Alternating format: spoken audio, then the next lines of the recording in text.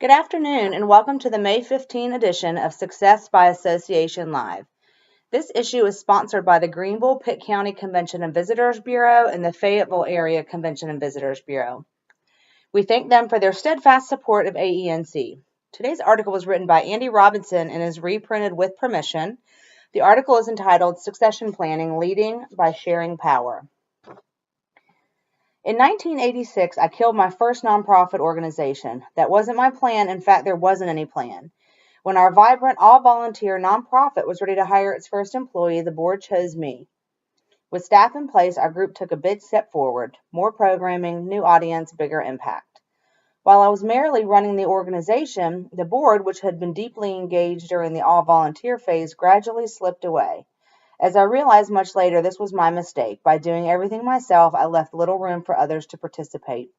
When I moved away after 2 years, the group dissolved because I had become the organization. I failed the first step of leadership. How do I empower others rather than doing it all myself? This was decades before I had ever heard the phrase succession planning. Why plan for transitions? A quick exercise. When facilitating any sort of planning process, I often use the following exercise. Feel free to try it. Say to the group, imagine that you're wildly successful at accomplishing your mission. You've changed the world. Because of that change, your organization is no longer needed. Congratulations, you won. Give this idea a moment to sink in, then ask, best case scenario, how many years will that take? You might instruct people to stand up and position themselves along a continuum based on the number of years they have chosen. Encourage them to say why they chose that number. Depending on the organization, the answers might range from 20 years to we need to be here forever. Some nonprofits, those with perpetual missions like hospitals, museums, and conservation land trusts, plan to be in business for a really long time. Then ask the group, how many of you expect to be around for the victory party? Here's the point. If you're not actively recruiting and empowering the next generation of organizational leaders, you're flunking your mission. Lacking continuity, there's no victory. The looming nonprofit leadership gap. Many researchers have been predicting and tracking what they describe as the great baby boom retirement wave.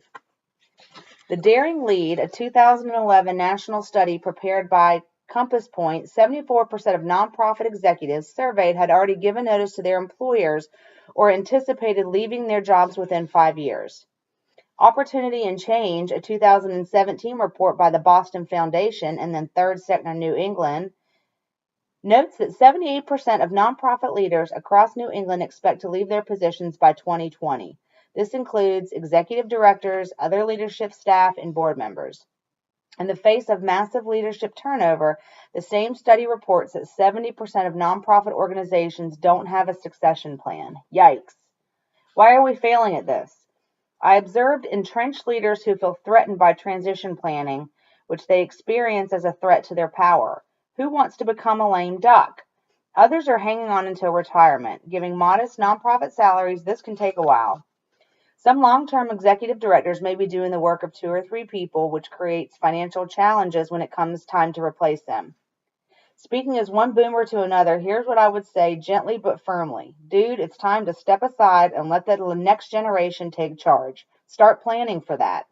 Here's another challenge. Many nonprofits operate in crisis mode. They don't perceive that they have enough bandwidth for long-term planning. I'm reminded of Stephen Covey's instructions to spend 60% of your time on tasks that are important but not urgent, and that includes developing your next cadre of leaders. To paraphrase author Kim Klein, when you walk in the door in the morning, the first thing you should ask yourself is, what am I going to do to replace myself today? 3 tips for leadership transitions. If you're leading your organization, or perhaps you're a board member overseeing that leader, consider the following suggestions. Encourage others to learn by trying out new skills. Be supportive even when they fail. This generates a culture of creativity and trust and builds leadership capacities throughout the staff. Think about this succession planning the way you might think about retirement planning. Set specific benchmark and deadlines. For example, set monthly or quarterly goals of handing off key relationships with donors and funders. Create an organizational will for what you want to leave behind when you step down. You might brainstorm this document with other internal leaders and then share it broadly throughout the organization. Andy Robinson is the author of How to Raise $500 to $5,000 from Almost Anyone, What Every Board Member Needs to Know, Do, and Avoid, Train your brain and everyone else to raise money. And the board member is easier than you think guide to nonprofit finances. That concludes the article. We hope you have a great day.